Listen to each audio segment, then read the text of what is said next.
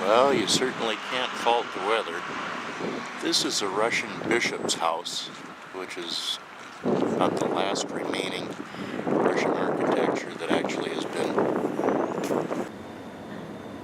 This is part of the original walls and is a gallery that was used to insulate the house from the outside, keep it warmer.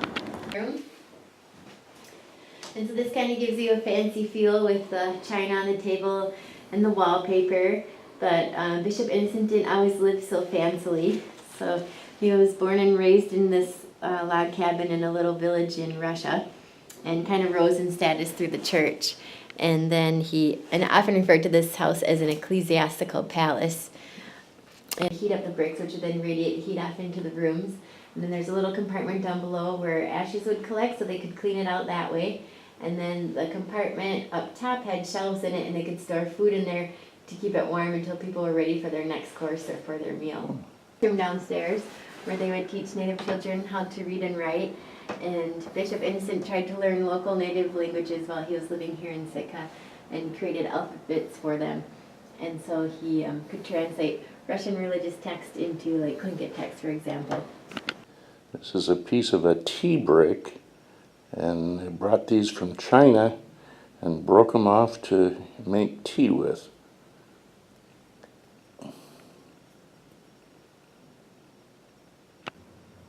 This room is cut away to show the construction techniques that they used.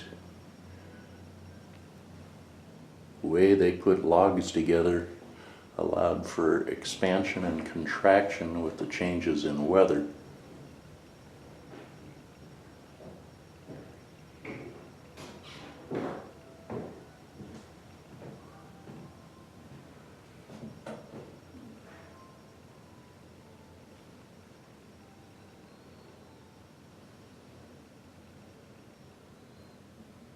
The dead airspace between the floor and the planks was filled with insulation made from sand or wood chips and shavings.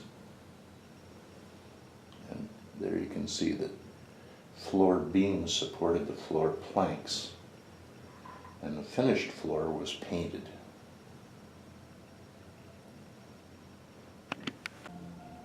This was found in the four corners of the house and is called Devil's Club. The Tlingits believed that it had great powers against disease and immunity against malicious intent, and apparently they buried it into the house in the four corners to protect the house from these things.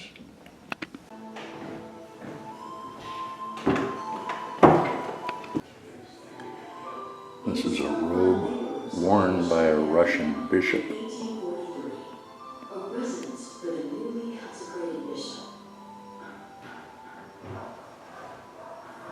Creating such a home thousands of miles away from the house would prove to be as challenging as constructing it. Almost every stored within the second floor entry was wired, shipped from Russia. This is a Cossack costume from Caucasus, possibly for theatrical or as a folk costume. And notice the cartridge holders. Here we have some Russian cannonballs and some Russian military muskets.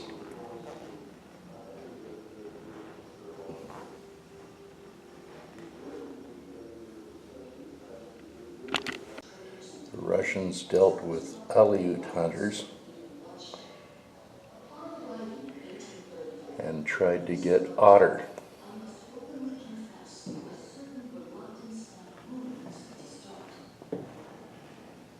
And brought glass beads to trade for furs, and formed the Russian-American, meaning North America, Company in 1799. Otter fur is unique because it has 1 million hairs per inch. This is one of 20 original markers claiming this area for Russia. They were put on bricks and then covered with dirt and then more bricks to show that Russia claimed this area. Only original one that's left. You've got the priorities there, I guess. There's the Russian bishop's house, and this is a schoolhouse. It says the Russian priests in Alaska learned the native languages and helped the local people develop the first written form of their language. They translated religious texts and taught native children to read and write in their own language. My father was a director of Lutheran Bible translators, and that's what they did around the world where there was no written language. Little plug. And this is downtown in Sitka. Certainly a beautiful place.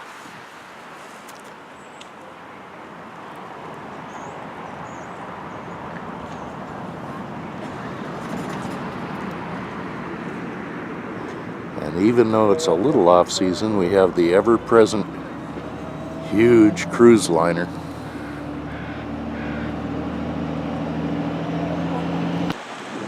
This is the famed St. Michael's Russian Orthodox Cathedral. It was the best of existing Russian architecture and still is a replica of it, but as happened with so many buildings in Sitka other than the bishop's house, they burned. So this burned, but there was a strong congregation that came together and rebuilt it immediately in 1966.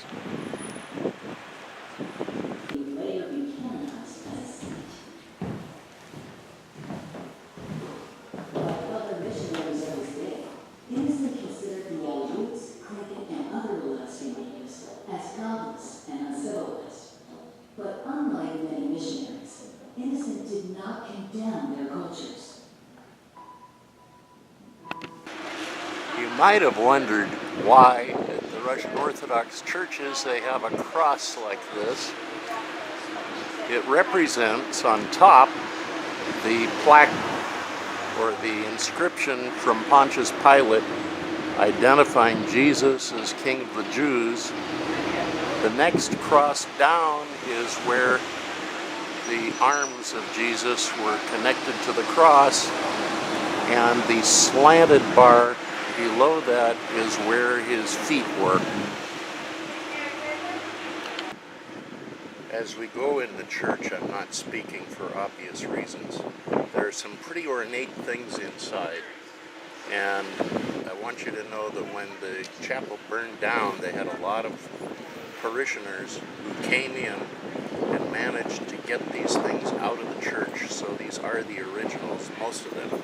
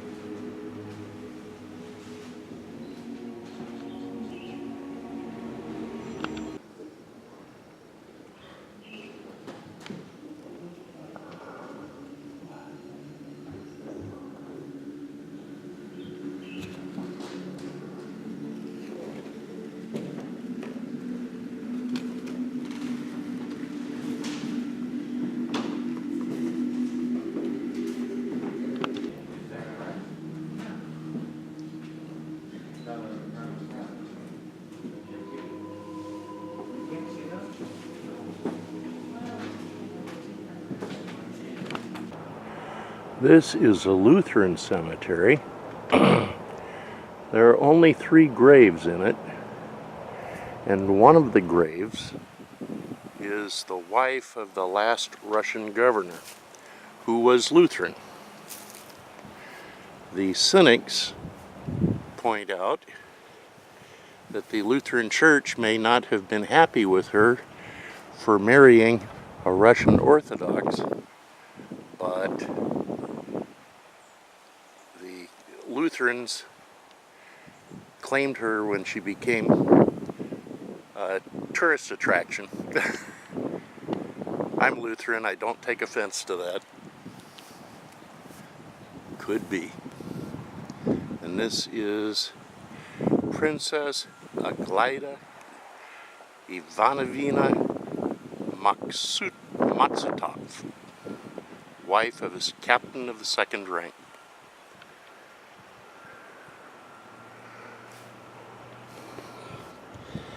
And I'm guessing that this must be the wife of the last Russian governor, because I read there are only 3 graves in the Lutheran cemetery. Up in this direction is the Russian Orthodox cemetery. This is Saint Yakov Netsvetov, lived from 1804 to 1864, and was the first native Alaskan to become an Orthodox priest. He was missionary to the Aleuts and a baptizer and apostle to the Yupik Eskimos and Athabaskan Indians in Alaska. And here is a picture of him going by canoe to minister to the native people. There are some Klingits in ceremonial dress, and this is all that remains of the church that stood here. The Tlingit Indians had a separate entrance to the church, and I'm not sure if that's the reason, but fighting broke out. The Tlingits came in and fired on the soldiers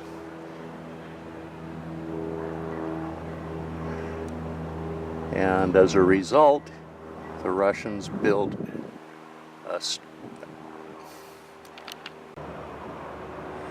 a stockade or a blockhouse, which they also built, by the way, in Honolulu until Kamehameha found out about it and took it over. But this is the Russian blockhouse, although, as with so many things I explained, they burned, so this is a reconstruction. There was a big battle here. The Tlingit Indians took over the blockhouse, and the Russians came with cannons and all kinds of firepower, but the Tlingits defended it valiantly and eventually were defeated when they ran out of ammunition and there were all these Russian cannons firing on them. So in the middle of the night they took off and conceded defeat. At the other end of town is Sheldon Jackson College and also the Sheldon Jackson Museum, which houses a great deal of local Indian artifacts. Unfortunately, they have winter hours, and because of a messed up flight, I only have one day here. So I better go see other things and then see if I have time. But my feet are about to fall off.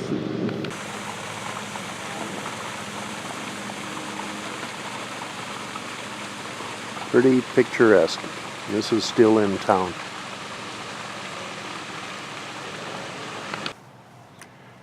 How would you like to have a house out there? Wow.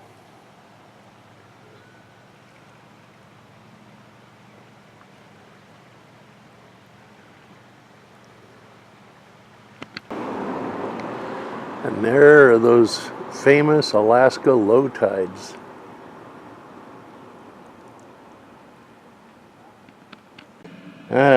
Remember Strawberry Point, aka Gustavus, famous for the beach strawberries. There's a whole bunch right here. But wrong time of the year to get strawberries. This is Sitka National Historic Park, the smallest national park in the country. Famous for its totems. I met somebody in town and he told me I had to see the totems. And I said I would, but I said I just came from Ketchikan and they have some pretty good totems. To which he said, ours are better. I don't know who this is at the bottom of the totem pole. I'll see if I can find out.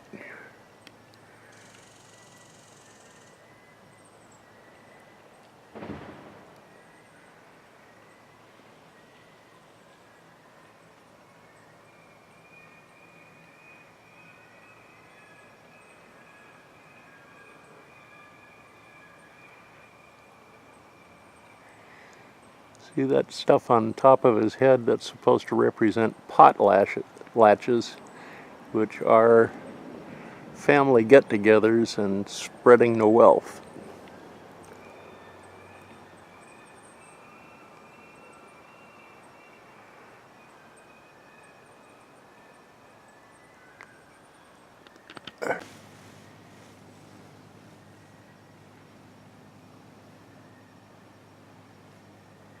These are looking really old.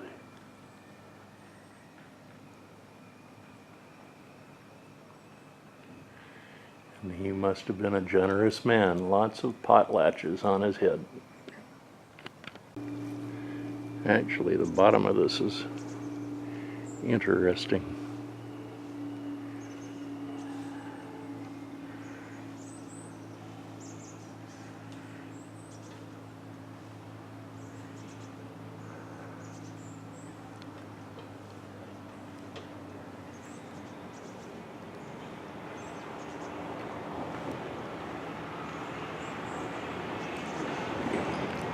It goes up there a ways. Wow.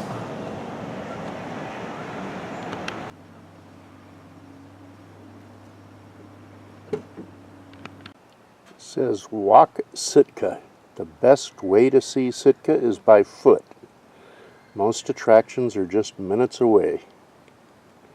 Very true. I wish that I had more time, and I really wanted to go to the Raptor Center. You can see owls, owls and falcons and hawks and eagles, where they are trying to nurse them back to health, and they have an animal hospital. But I figure it's probably going to be closed, but maybe that's a loser mentality and I should go check it out. But that's an extra half hour plus of walking.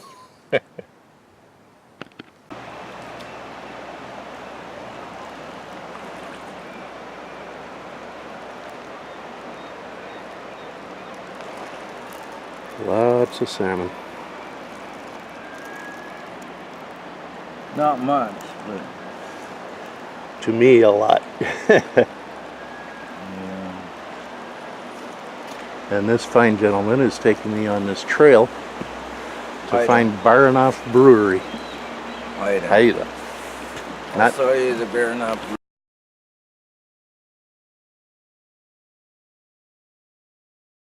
It was kind of interesting coming up here with that gentleman. He's Haida Indian, and he said all along, he says, I can smell there's a female bear down here, and driving him crazy. But I think he saved me like a mile or more walk, so thank you. And it was very pretty going through the woods.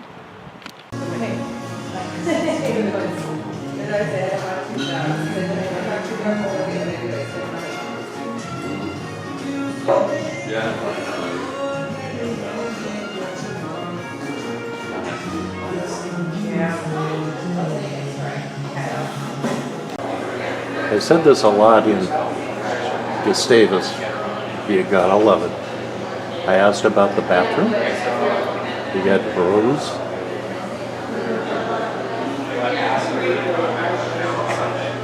And you got babes.